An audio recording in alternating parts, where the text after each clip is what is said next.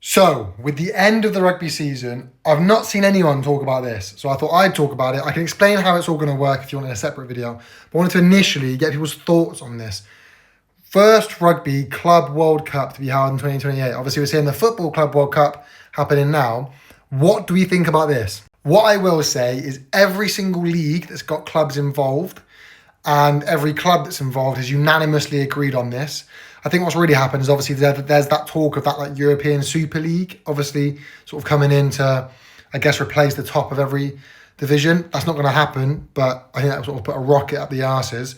And the Champions Cup taking a big hit. This is sort of self-inflicted, the money hit they took. But the Champions Cup hasn't been as big a success as what people thought.